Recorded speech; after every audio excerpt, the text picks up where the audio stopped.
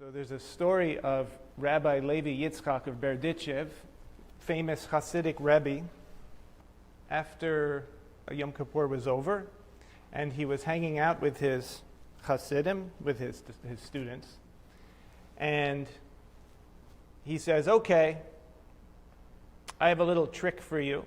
The Hasidim would like when he would do tricks. I can tell you exactly what you were praying for on Yom Kippur the whole time.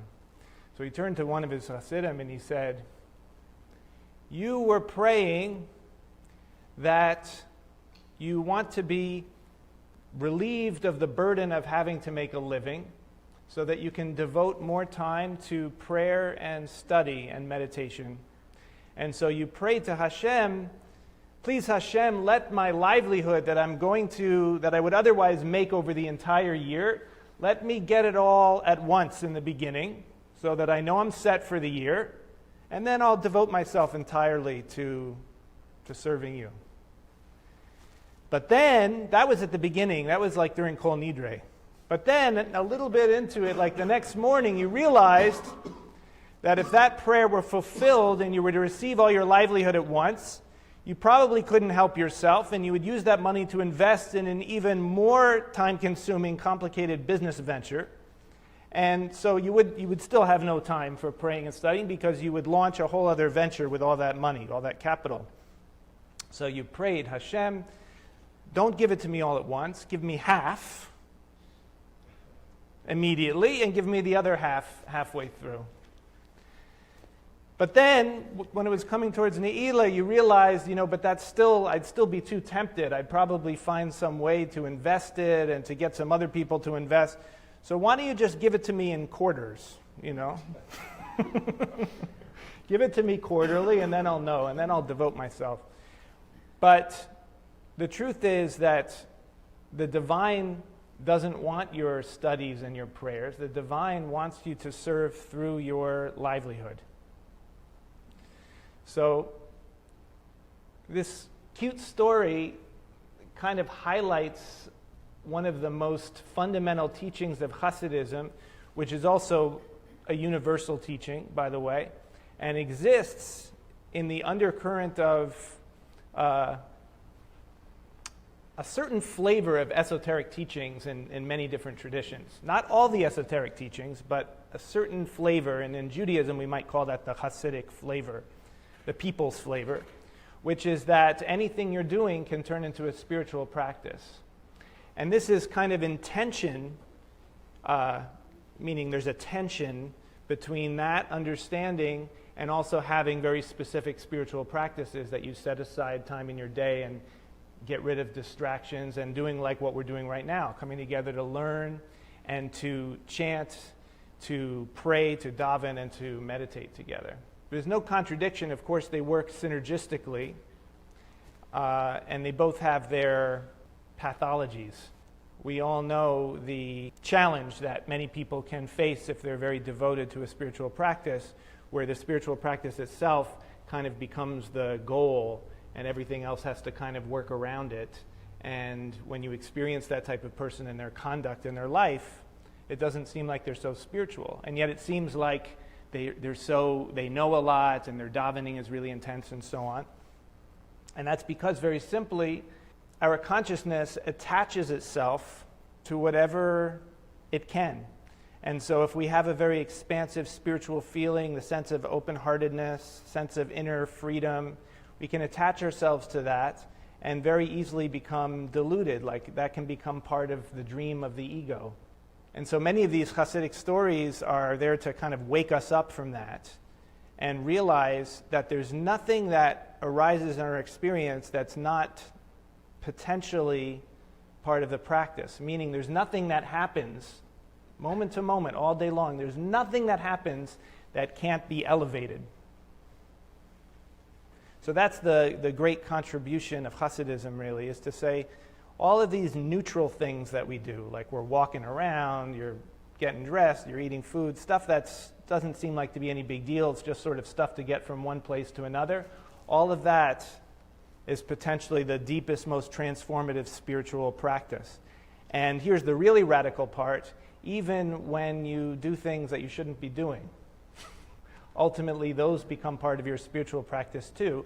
Not to say that then it's okay to do things that you shouldn't be doing, but it's to say that by bringing awareness to them and doing teshuvah from them, meaning the effort that you make in transforming yourself, the effort you make in elevating your behavior, then elevates and includes all of the stuff that needs to be transformed as well. It's like the sins become virtues in a sense, and that's very real. It's not just to give us encouragement, but it's actually the crux, the meat and potatoes of the work. So how do you do it? How do you approach everything that arises in your life as a spiritual practice? It's all dependent on the degree of presence that you bring to it.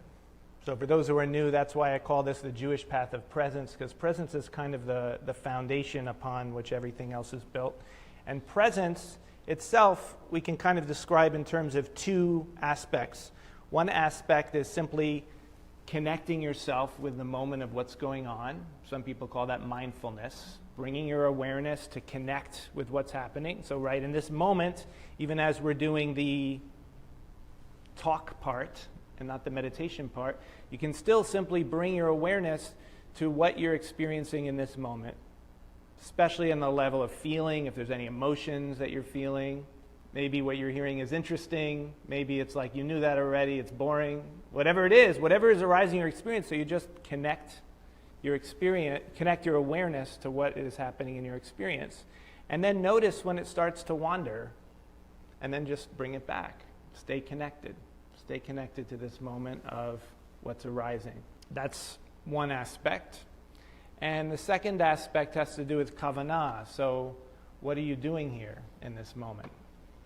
And remembering to make your existence in this moment, to make your presence in this moment be an offering, be coming from the heart. It's a gift. Whether it feels overtly like an offering, like you're doing something nice, or maybe you're being compassionate on yourself, or maybe you're being tough on yourself. Maybe you're saying, no, I gotta make sure I do whatever you took on today to do. Whatever it is, that you take it from the kavanah of open-heartedness, of it being an offering. These two pieces are really inseparable, but nevertheless, even though they're inseparable, we always find a way to separate them. Right?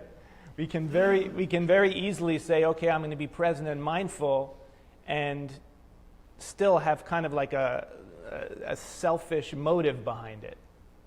And there's nothing wrong with that in a sense, because we know that it's good for us, so it's fine to understand that.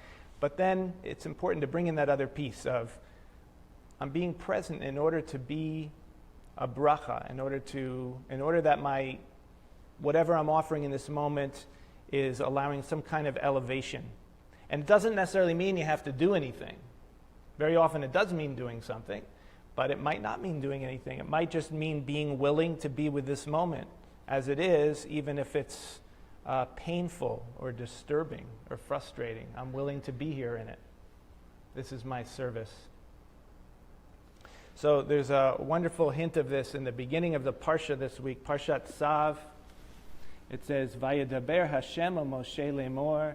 The divine is speaking to Moses, saying, Tzav et Aharon ve'et banav lemor. Speak to Aharon and his children, saying, Zot Torat ha'olah. This is the Torah of the Olah. And Olah is a kind of offering that they were giving back then, and it means elevation. Okay, so right here we have a hint. This is the Olah offering. In other words, this is about